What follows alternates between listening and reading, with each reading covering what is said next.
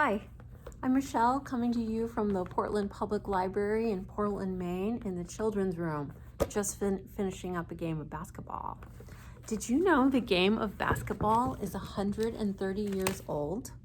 Today we're going to read a book about how it came to be, called Hoop Genius: How a Desperate Gym Teacher and a Rowdy Gym Class Invented Basketball.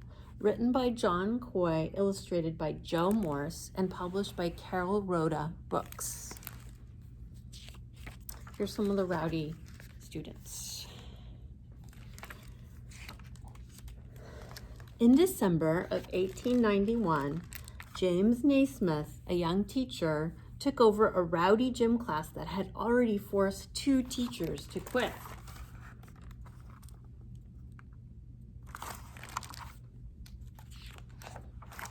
He didn't want to, but nobody else would teach the class. The students hated the boring exercises and gymnastics that they'd been doing over and over, so Naismith decided to try something fun: indoor football. He needed something much less rough. The next day, Naismith suggested indoor soccer. He called a halt. In desperation, he turned to his favorite sport, lacrosse.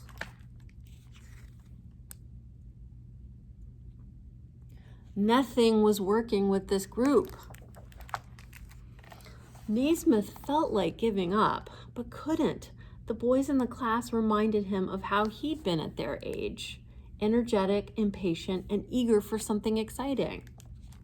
He needed a totally new game where, to avoid tackling, no running with the ball was allowed.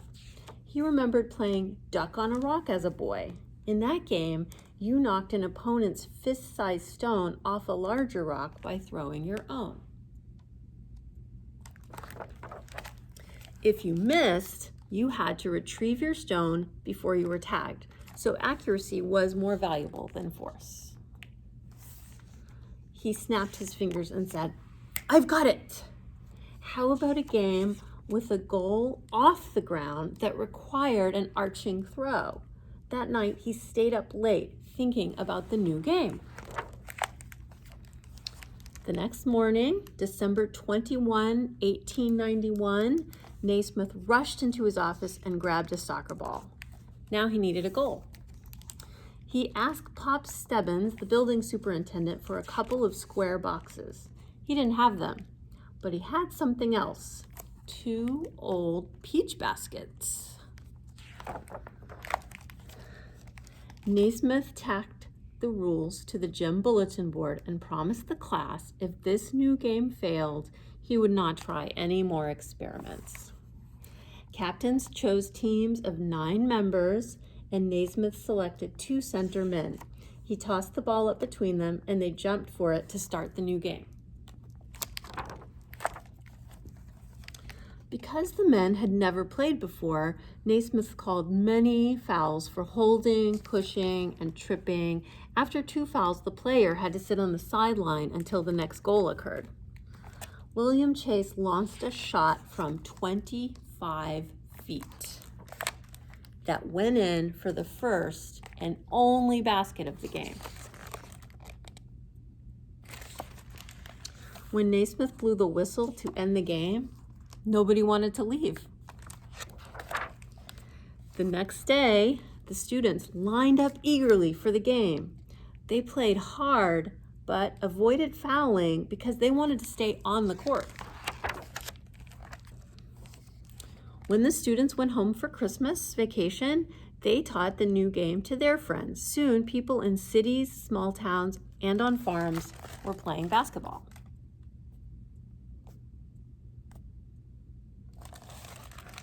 In 1892, a group of women teachers from a nearby school asked James Naismith if they could play too. "I don't see why not," he said, and games were arranged. In one of them, Naismith, as referee, was shocked when he called a foul, and one of the women protested as strongly as any man, but he remembered that game clearly. One of the women, Maud Sherman, later became his wife. By 1936, basketball was so popular around the world that it became an Olympic sport. James Naismith attended the opening ceremonies, and when each nation dipped its flag to honor him, tears of happiness came to his eyes. And today, millions of people around the world play the game that was invented by James Naismith and that rowdy class. Do you? Once again, I'm Michele from the Portland Public Library in Portland, Maine, and we read Hoop Genius, How a Desperate Teacher and Rowdy Gym Class Invented Basketball by John Coy, illustrated by Joe Morse, and published by Carol Rhoda Books. See you next time.